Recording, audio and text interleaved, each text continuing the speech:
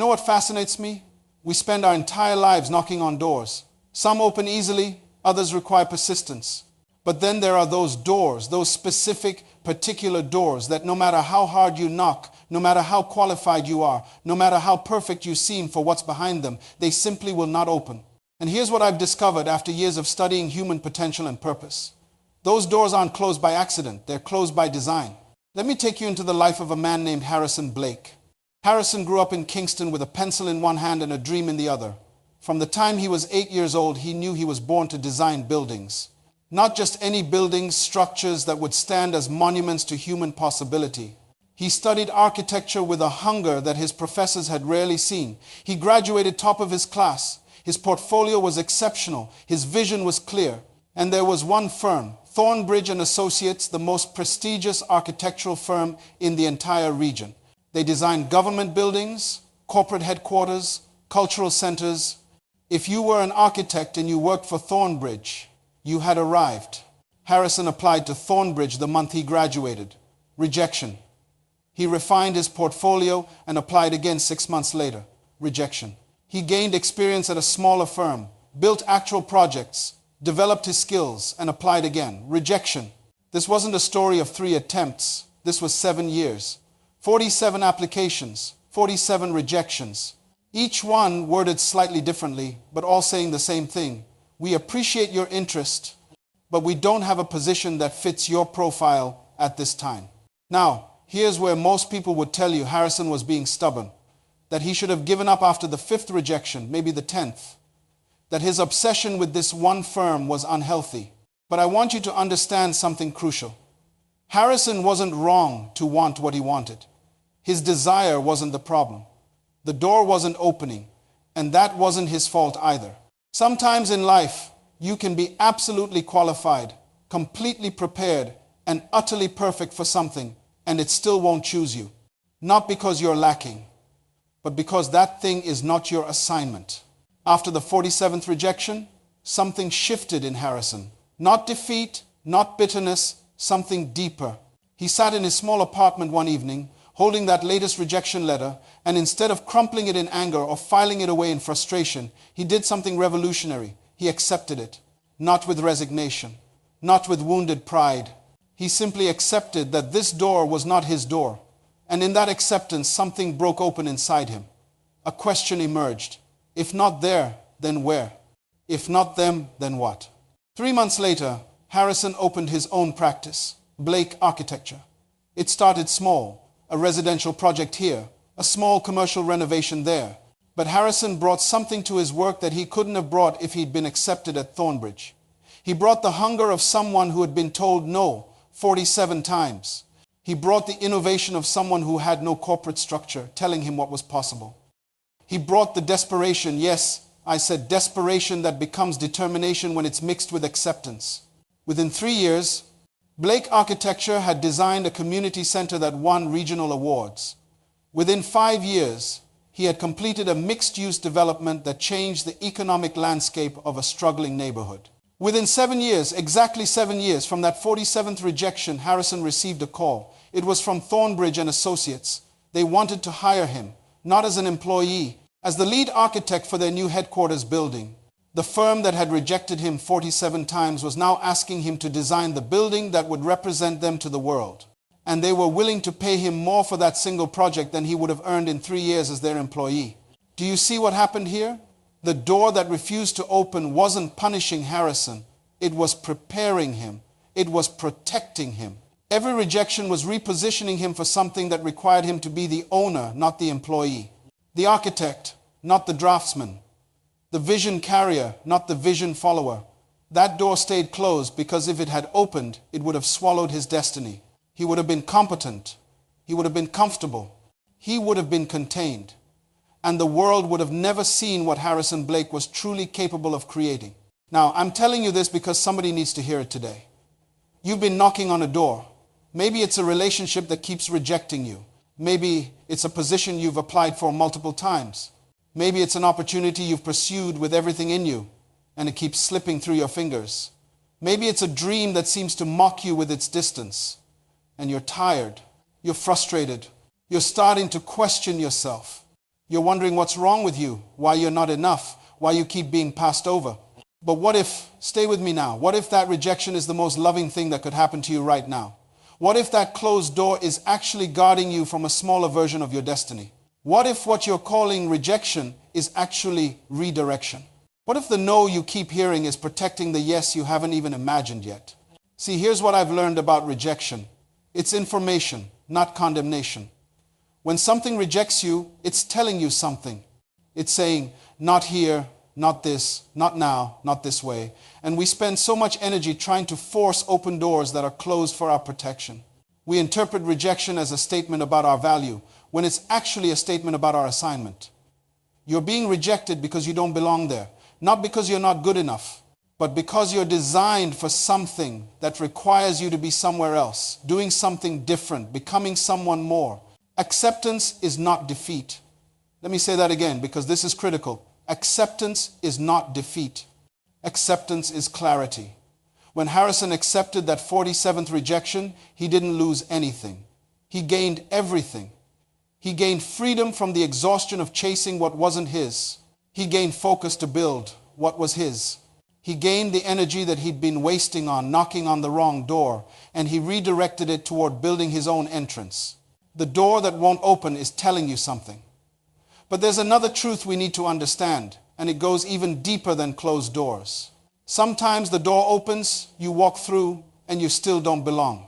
Sometimes you're accepted into spaces that will never celebrate what makes you different. And that's where we find ourselves in a different kind of rejection, the kind that says, you can be here, but only if you become less of who you are. There's a woman whose story illuminates this truth in ways that changed how I understand purpose and placement. Her name is Adriana Boswell. And she was born in Cape Town with a voice that didn't fit into any category anyone had ever created. When she was 16, her music teacher told her mother, "Your daughter can sing, but I don't know what to do with her." That sentence became the summary of the first decade of her professional life. Adriana's voice carried textures that confused people. There was classical training in it, but also the raw emotion of township music. There was jazz sophistication, but also the rhythmic pulse of traditional African melodies. When she sang in English, you could hear 3 continents in her tone. She was a fusion before fusion became fashionable. And the music industry in her country had no box for her, no label, no category, no shelf to place her on. So she did what every hungry artist does. She recorded demos. She performed at showcases. She auditioned for record labels. And one by one, they all said the same thing. "You're talented, but you're too unique. We don't know how to market you. Your sound is too different. Can you be more conventional? Can you sound more like what's already successful?" One executive actually told her, "If you could just sing more normal, we could work together." Sing more normal. Those 3 words devastated her more than outright rejection ever could, because they weren't saying no to her effort. They were saying no to her essence. They weren't rejecting her work. They were rejecting her wiring. And here's what happens when you experience that kind of rejection. You start believing that what makes you different is what makes you deficient. You start thinking that your uniqueness is your handicap. You begin the dangerous process of editing yourself to fit into spaces that were never designed to hold the fullness of who you are. Adriana spent 2 years trying to sing more normal. She hired vocal coaches who specialized in commercial sound. She studied what was popular and tried to mimic it. She went to more auditions, this time presenting a version of herself that had been sanded down, smoothed out, made palatable. And you know what happened? She still got rejected. Because now she wasn't too unique, she was too generic. Now she sounded like a lesser version of what already existed. She had traded her distinctiveness for acceptance and ended up with neither. It was her grandmother who finally spoke the words that broke the spell. They were sitting on her grandmother's porch one evening, and Adriana was crying about another rejection, another closed door, another label that didn't want her. Her grandmother let her cry. Then she said something so simple it felt almost offensive.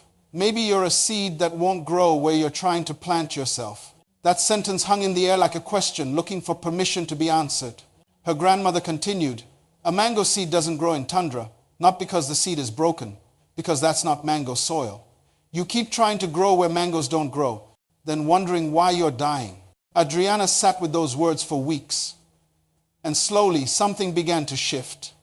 Not her voice, her perspective. She stopped asking, "What's wrong with me?" and started asking, "Where is my soil?" She stopped trying to make herself acceptable to an industry that would only accept her diminishment. She accepted. And here's that word again. She accepted that the South African music industry of that moment was not her environment. Not because it was bad. Not because she was bad.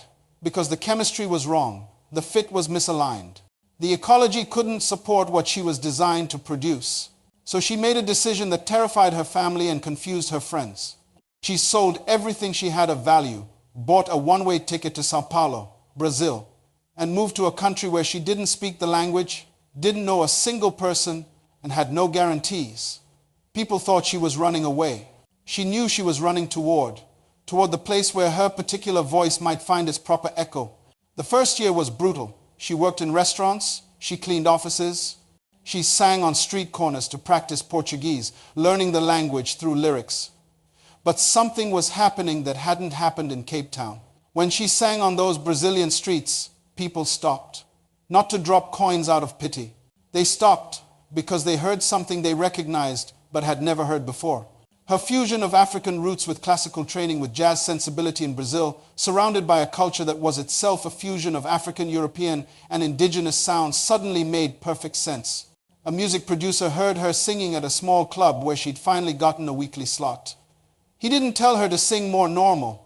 He asked her to sing more of whatever that was. Within 6 months, she had recorded her first album. It wasn't a commercial success immediately, but it was honest, it was whole, it was her. And slowly, like a seed germinating in the right soil, it began to grow. The album found its way to a world music festival in France, then to a film director who used one of her songs in a soundtrack, then to a collaboration with a renowned Portuguese artist. Within 3 years of accepting that South Africa wasn't her soil and moving to where she could grow, Adriana Boswell had become an international name in world music. She was selling out venues across 3 continents. And here's the beautiful irony. The South African record labels that had rejected her were now contacting her management, offering deals, wanting distribution rights, asking if she'd consider recording an album back home. She did eventually record in Cape Town again, but not as someone begging for acceptance, as someone returning on her own terms from her own established platform, with her own proven audience. The labels paid premium fees for the privilege of distributing music they once said was too unique to market.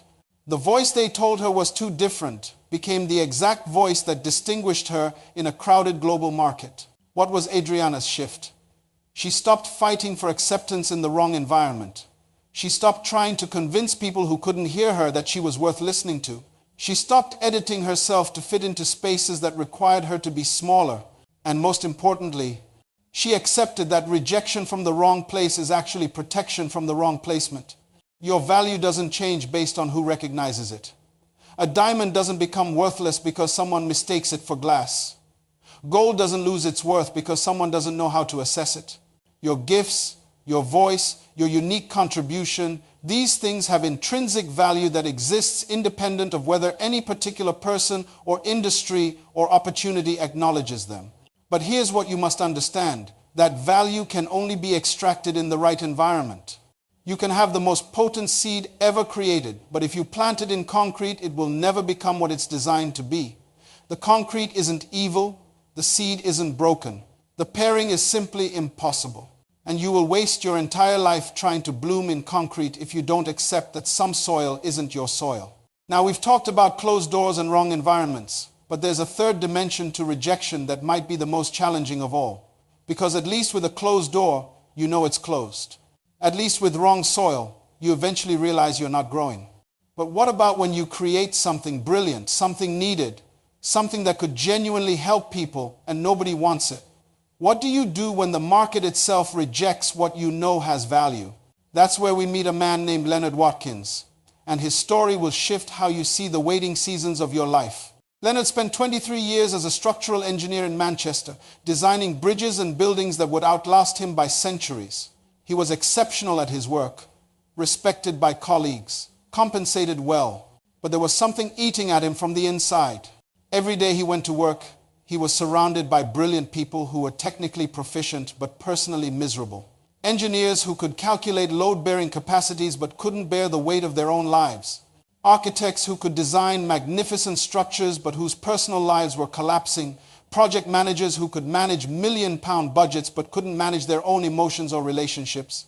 Leonard began studying why technically competent people often struggled with leading themselves and others. He read voraciously.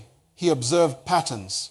He took courses in psychology, leadership theory, organizational behavior, and over the course of 5 years, he developed a framework for what he called internal architecture, principles for building a life with the same precision and intentionality that you'd build a structure meant to last. He tested these principles in his own life first. Then he started sharing them informally with colleagues. The transformations he witnessed were remarkable. People's careers changed, marriages healed, purpose clarified. His wife said what everyone around him was thinking. Leonard, you need to write this down. This needs to reach more people than just your colleagues. So at 49 years old, Leonard did something that felt ridiculously impractical. He took a 6-month sabbatical from engineering and wrote a book. Not a casual book, a comprehensive, researched, deeply thought-out manuscript that represented everything he'd learned about building a life of significance. He titled it The Blueprint Within. 473 pages of frameworks, principles, stories, and applications.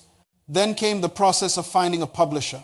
Leonard researched the industry, identified publishers who specialized in leadership and personal development, and began submitting his manuscript. The first rejection came within 3 weeks, not what we're looking for at this time. The second took longer but said essentially the same thing. We don't see a market for this approach. The third was more specific. The author lacks platform and credentials in the leadership space. That last one stung particularly deep because Leonard knew it was partially true. He wasn't a famous speaker. He didn't have a massive following. He was an engineer who had discovered something powerful but had no celebrity to leverage. So he worked on building credibility. He started speaking at local business groups. He created a small workshop series. He submitted to more publishers, now with evidence of audience interest. Still rejection. Too academic for general readers. Too practical for academic press. Too long, too dense, not trending with current market interests. 82 rejections over 4 years. Let that sink in. 82 times someone looked at years of his work and said, no thank you. And these weren't form rejections. Many were detailed explanations of why his work, while potentially valuable, wasn't commercially viable. Some were actually complimentary. This is solid work, but we can't take the financial risk on an unknown author. The publishing industry is a business, and Leonard's manuscript didn't fit their risk-reward calculations. Here's where most people quit. Here's where the rational voice says, you tried, you gave it an honest effort. 82 rejections is the universe telling you this isn't meant to be, and Leonard heard that voice. He felt the weight of all that rejection. He watched 4 years pass while his manuscript sat in his drawer, representing thousands of hours of work that apparently nobody wanted. But something inside him wouldn't let him abandon what he knew was true. So he made a choice. He accepted that traditional publishing had rejected him. He didn't accept that the work was worthless. He self-published The Blueprint Within, printed 500 copies using money from his savings. The book wasn't available in stores. There was no marketing budget, no launch campaign, no publicity tour, just Leonard, his website, and the small network of people who had attended his workshops. The first year, he sold 300 copies, mostly to people he knew or people who had heard him speak. By business standards, this was a failure. By publishing standards, this was invisible. But here's what the numbers didn't capture. Every single person who read that book had their life altered. They didn't just read it, they applied it. And they told other people. One copy reached a woman named Catherine, who ran leadership development for a regional healthcare system. She read it and immediately ordered 20 copies for her management team. One of those 20 reached a man named Douglas, a CEO of a manufacturing company. He read it on a flight, and by the time he landed, he had called his assistant to track down Leonard's contact information. Douglas bought 10,000 copies, not 10, not 100, 10,000. He wanted every person in his organization to read The Blueprint Within, because he recognized that what Leonard had written wasn't theory, it was architecture for human transformation. That single order changed everything. The bulk order got attention from a mid-sized publisher who had actually rejected Leonard's manuscript 3 years earlier. They reached out, asking if he'd be interested in a publishing deal. But now the conversation was different. Leonard had proof of concept. He had testimonials. He had a CEO willing to write a foreword. He had leverage. The deal they offered gave him creative control, better royalty percentages, and a commitment to the book's original length and depth. The book that 82 publishers rejected became a bestseller in its category within 8 months of traditional publication. But here's what matters more than the sales numbers or the publishing deal. During those 4 years of rejection, during that first year of selling 300 copies to mostly people he knew, Leonard was being built. His character was being tested. His commitment to the message was being refined. He was learning patience, resilience, humility. He was discovering that his identity couldn't be attached to publication status or market validation. The rejection wasn't wasting his time. It was investing in his maturity. See, if a publisher had said yes after the 5th submission, Leonard would have been happy but unprepared. He would have had a book deal but not the internal strength to handle what comes with visibility. If success had come quickly, he might have believed it was about his brilliance rather than about serving something bigger than himself. The 4 years of rejection taught him that his work's value didn't depend on anyone's approval. It existed to serve, whether 300 people read it or 3 million. So now we stand at the place where everything converges.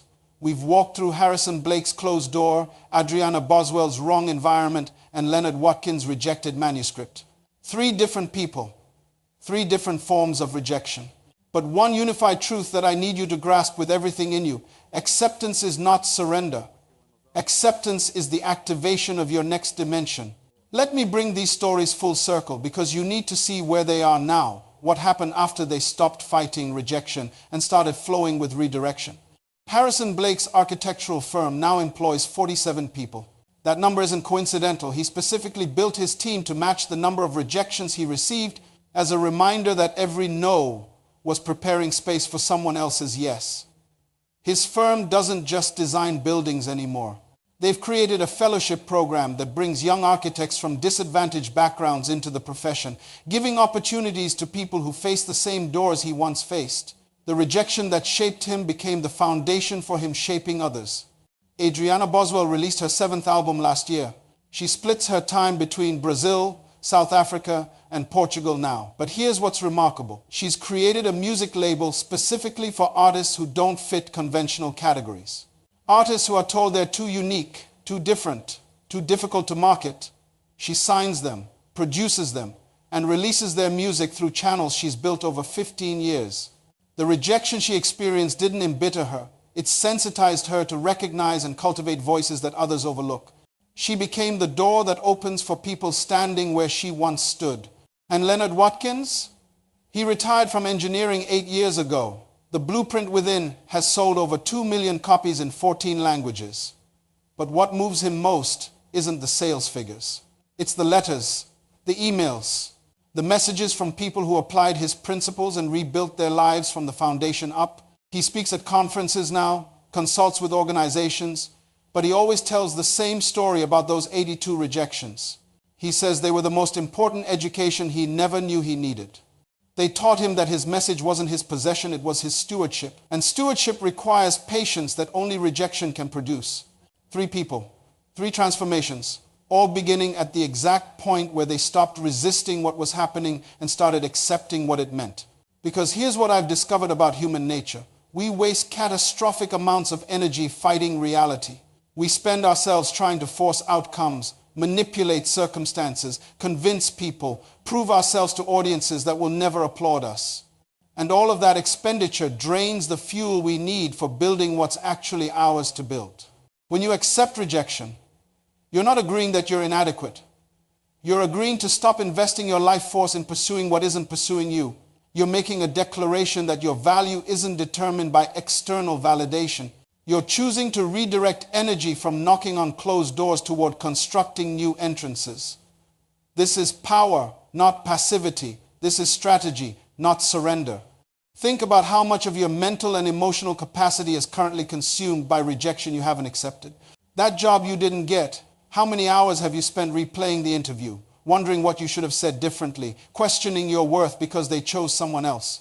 That relationship that ended or never began, how much space in your heart is occupied by trying to understand why you weren't enough, weren't chosen, weren't kept?